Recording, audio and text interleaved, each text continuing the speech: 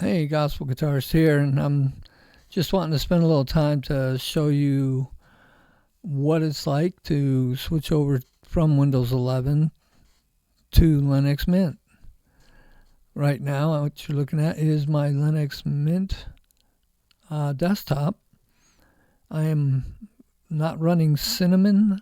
I have downloaded the KDE Plasma desktop environment to run on top of Linux Mint, and the version I'm running is LMDE, the Debian Edition 7.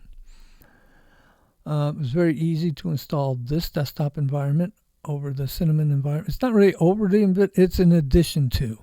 So when you boot the machine, you can actually pick which environment you want to go into, either Cinnamon or Plasma. And Cinnamon just got kind of boring for me, so it's great for beginners, but I want a little more flexibility and customization options, and Plasma 6 gives that to me. So it's a little more modernized. As you can see here, we have categories on the left for software categories. When you click like multimedia, all your multimedia type software comes up. Internet is internet and connectivity software, your graphics software over here. If you have educational, which I only have FreeCAD right now, games, I only have a few.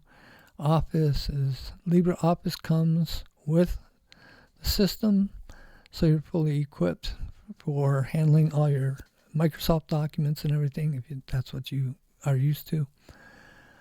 So if you click down here, you can see where there's a blue line over applications. If you click over places, it gives you access to your normal places like you would in Windows: home, documents, downloads, movies, pictures, videos, trash, etc. It also has history, so you can see where you've been, what you've been doing, and your frequently used software and programs and places that you go to. And then just click back to applications to launch your applications.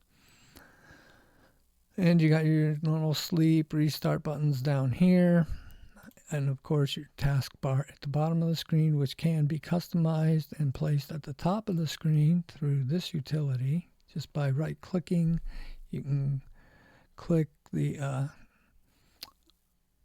you can click on your menu to configure your taskbar. And if I do that again, show panel configuration, will bring you here. So now you can adjust the way this looks and operates and feels. You can also add desktop widgets to your desktop, like clocks or whatever, monitors, system monitors and things like that, the weather, whatever. And these two squares down here change your virtual desktops, which you can have as many as you want. And you've got your system settings all categorized nice and neat here on the left. So anything you want to do to customize your system, you will find it over here.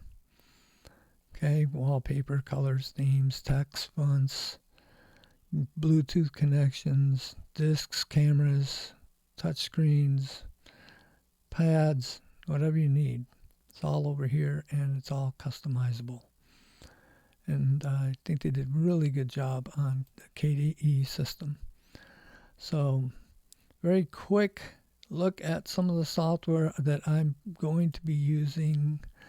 I'm going to replace my low-end Vegas movie studio software with Kden Live on Linux, and OBS of course runs on Windows and Linux, as does Reaper also, and I think Waveform runs on Windows as well as Linux. I'm not positive on that one. Most of these work on Windows. Hydrogen's a drum machine, step sequencer. You got your VLC player, FreeCAD, Bamboo Studio, Inkscape, Krita, and GNU. I think everything in here runs on Windows. So I was experimenting with all this stuff over the last year, thinking, what am I going to use if I go to Linux? I'm not a huge graphics guy, so I'm not really picky about my graphics. I have Krita and Inkscape, because then I got GIMP, and so I'll have to learn them. I I'll probably be mostly in Kden Live and OBS Studio because I'm not writing any music right now for Reaper or Waveform, but I do want to experiment with them. And of course, Office software is all here complete and it's very good. And browsers, I got Brave loaded up and Conquer and Microsoft Edge. Might wonder why I have Microsoft Edge. Because some of the soft passwords and things like getting into Social Security and stuff like that is important to have it work right, and it works right in Edge where it doesn't work right in other programs like Brave or Firefox or whatever. At least in my experience, Edge always seems to work for my codes, so I hang on to it. So that's a quick look at the system. Not a whole lot. I don't want to spend a lot of time going over the software at this point. You have your Dolphin Manager, your File Manager, which also looks very Windows-esque. It's got your different categories for your pictures and things like that. And if you have external hard drives, they'll show up down here. For your store, when you get Linux Mint, it'll give you the software manager, so you can just go in here and find things. So there's Blender, GIMP, Discord, FileZilla, Bitwarden, all the popular stuff. A lot of it is crossed over to Linux. So you shouldn't have a whole lot of problems unless your work is demanding on exact programs like Adobe Premiere or something. That would be different. But in Linux, it's expanded its software base, and more companies are jumping on board. So, like Personas, you can get Studio One for Linux now. So, if you want to go pro software and pay for it, you can. There are programs out there that you can buy for Linux, like DaVinci Resolve and Studio One and Mixbus, which is based off of Ardour, but the interface is totally analog and it's extremely cool. So anyway, this was just a quick look at it. I've been on it. This will be week 2 now. Of course, I've been using it on a dual machine on and off for the last year. And I decided that I've had enough of Windows 11. I'm just done with it.